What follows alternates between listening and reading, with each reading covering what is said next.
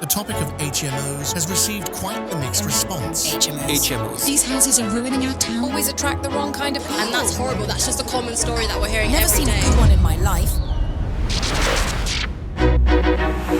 Hi there, it's Russ and Lucy. We're doing our part 2 of the Diaries at the Crown. Our 18-bed studio, high-end HMO. We cannot wait to show you around. Come and have a look inside.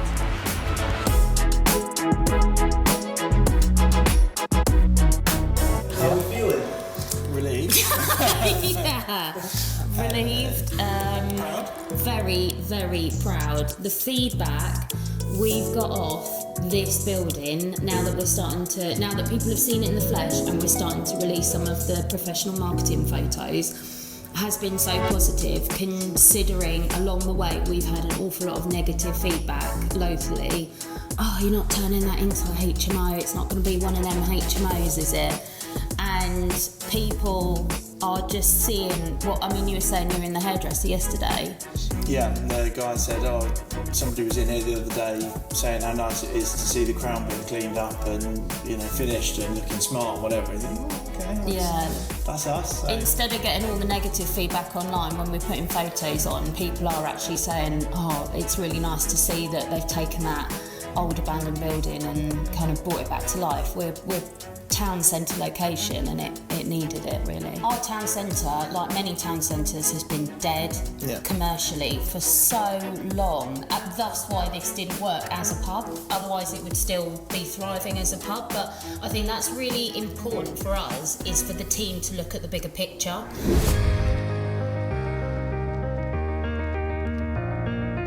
Everybody just sees we're investing in this property and we're converting it into a HMO and we're just greedy landlords, and that's what we're doing, we're building our portfolio. Of course we're growing it to make money and to have a future of freedom of choice, because otherwise why would we put ourselves through all of this stress every single day? But it's about the fact that we use local teams, we buy our products from local merchants, we have a local business and employ local people, we live in the area.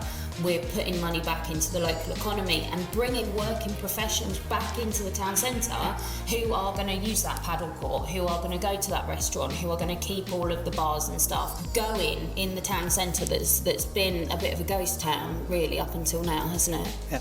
We've not lived here all our lives, but for a significant period of time, our office is pretty much just the other side of that wall where we're filming now. We live here, it's our home, it will be for years to come, and we want to see it thriving. We want places for our kids to grow up and think they want to live in, and shops to go to and things to do. We're right next to the train station here, we're right next to the bus station, the town centre. Yeah. There's literally everything going in for this location. Lots of our projects will have similar benefits. That's one of the things obviously we look for, but the fact that you can roll out of bed here and be in London Euston in just over an hour, that's pretty mad. For working professionals that want to live here but earn in London, what a great way. And even we've got somebody who's approached us who lives in London, who owns a business just next door, and has said, well, rather than staying in a hotel 15 nights a month, I'd rather have one of these rooms where I can leave my stuff, have a bit of a feeling of knowing people, so it works both ways as well.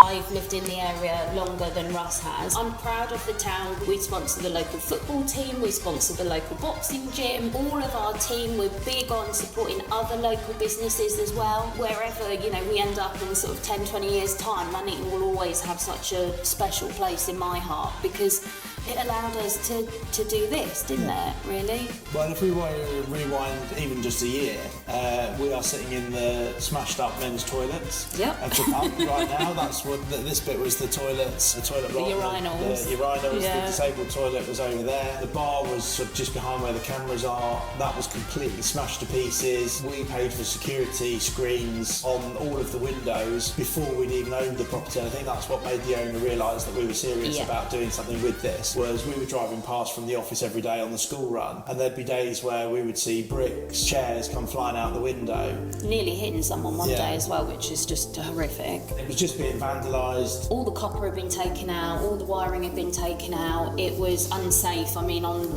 certainly the top 2 floors, just walking across those was completely unsafe. You could have easily just fallen through. It was, I think the next stage, had we not said that we were going to do the security as part of the deal with the delayed completion that we managed to do on this to be able to obtain planning. In that process, when it was getting planning, we didn't want this shell of a building to be completely destroyed, and I think the next step was literally kids getting in here and setting their light. It was being shared on all of the local community forums as like a badge of honour for people breaking in here and taking photos and showing, and you think you don't realise how dangerous that is. People have this view of what a HMO is, and that is, you know, such a small percentage of what shared housing co-living is. What we're trying to create here is a community, is a high standard of accommodation that we would be proud to live in, or our kids be proud to live in.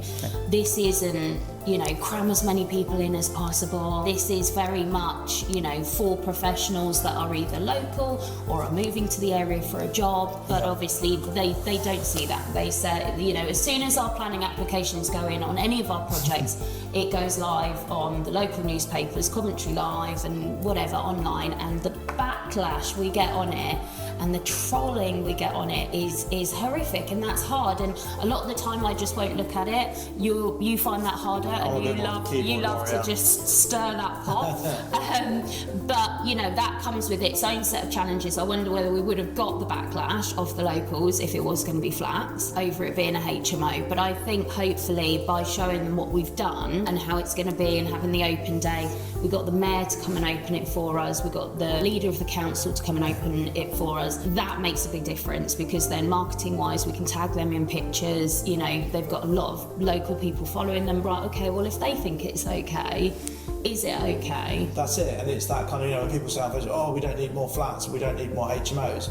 Well, you don't. But you know, when you're a bit older, you might want to downsize to a flat, or when your kids get to 18, 19. Or if your wife chucks you out. You might want them, or if your wife chucks you out, which we do get in January. Got a lot of them. A lot of single men looking for rooms.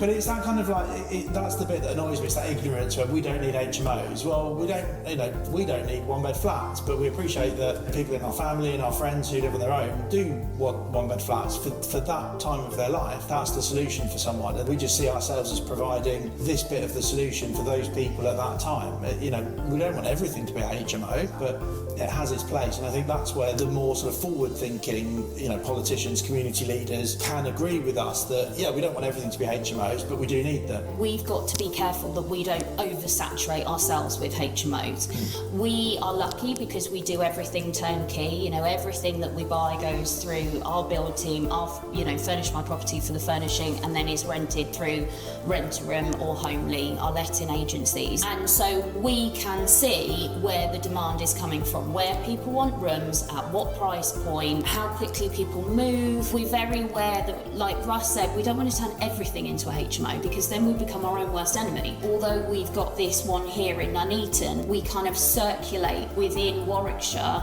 where we get the next one. So I think in terms of sort of physical challenges with the build, rather than the noise around the project, the biggest ones has probably got to be the gable wall at the front of the building. So when you look at the pictures, you'll see there's a sort of gable wall that stands about this high above the bottom of the roof. So the roof comes down, and then the gable wall comes up, and then there's a big ornate sort of triangular piece with a rounded top and a huge crest. And it turns out that whole length of wall, the whole length of the building, was sat on a timber. So the brickwork was built on a timber that had just completely perished. So the wall, you could have just pushed it over. Yeah, and that's a ton of, the crest was a ton, so then you've got the bricks on top, and it was literally just waiting to fall on somebody, which just is absolutely unthinkable, isn't it? Very scary. It's very scary. So the structural engineer came out, had a heart attack, told us we had to do something. We asked him what, and he said he wasn't sure yet, but he'd get back to us quickly. And I did say to him, well, it's lasted 120 years, another week or so is probably not going to. interesting when I said to the warranty guy, we only get a 10-year warranty on this. This building's been stood here for 120 years. And he just laughed and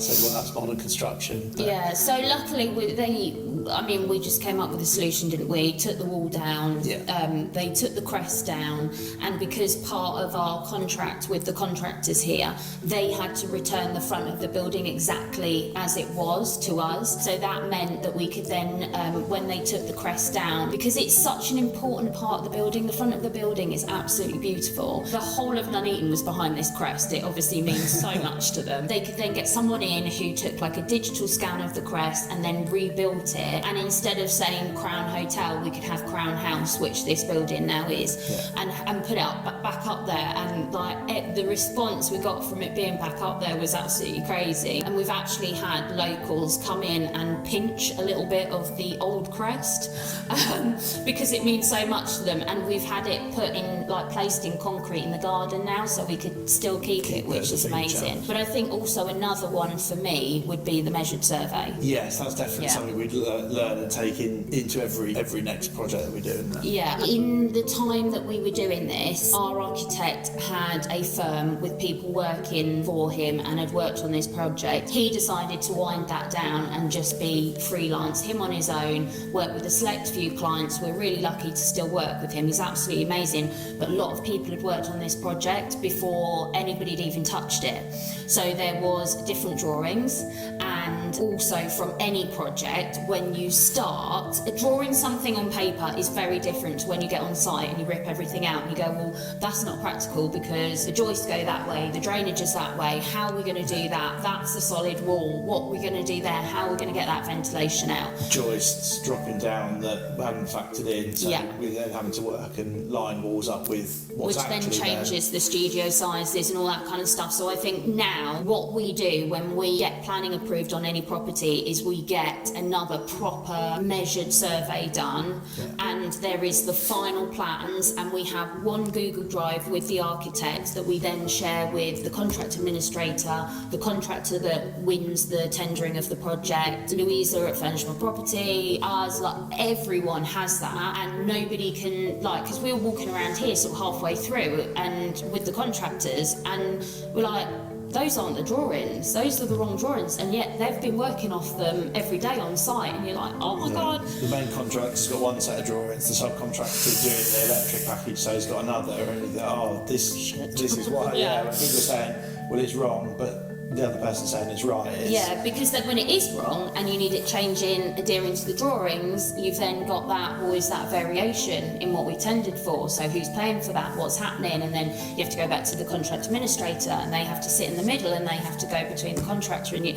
Nothing is straightforward. Like with our sort of 4-bed, 4 bathrooms, walk around the contractor, that's on the plans, that doesn't work, okay, great, change it. On something like this, it's like, and then making sure that everything that is said and agreed on site is then documented. That has been huge for us, because especially with a contract, having a contract with the contractor, everything has to follow that. Any variations then have to be rewritten up, and then it's very different when we're coming around every week with the site manager and looking at everything, and he goes, oh yeah, I'll do that, don't worry about that, and you take that at face value, and then the bloke who is in control of making sure that they keep it to budget and make a good profit is losing his hair because it's a variation, and what implications that going to have to them, and what money are they going to lose. A massive shout out to Louisa at Furnish My Property and Charlotte. The interior design and the furnishing every time. I mean, I didn't come in here for the 2 weeks that they were doing the furniture pack because I specifically just wanted to see it finished, and it has absolutely blown me away. Every time they just make everything completely different and just so wonderful that I think in that point it's way surpassed my expectation. Not that I don't think that they're capable, because every time I'm just wowed, like everyone's better. And at the start probably me, I used to be so involved in like, I want to pick the feature wall colour, and I want to pick the furniture, and I want to do that, and that was like, well, that's great, I understand it's your property, but you're busy and we're waiting on you to make a decision, and I've realised that's not the best use of my time. They do a fantastic job, way better than I could ever do, and just going, do you know what guys, I trust you, do it. Speed of it coming together as well. I think that was one thing, sort of 9-10 months from start to finish, and there's points where it feels like, you come a week later and loads has happened, and then you come for some weeks and you think, oh, nothing's really changed, but it has in the background, the piping, the cables, or whatever. I think just sitting here now and looking and going, yeah, good. Like this time last year, this was literally a toilet, and that was smashed up, and there was no windows, and you think, wow, that is some going from a lot of people. It's our vision, it's us driving it, but our business partners, the construction company, the contractor, everybody's dozens of people involved in making this happen. Oh, God, and you think, wow, yeah, good job everyone.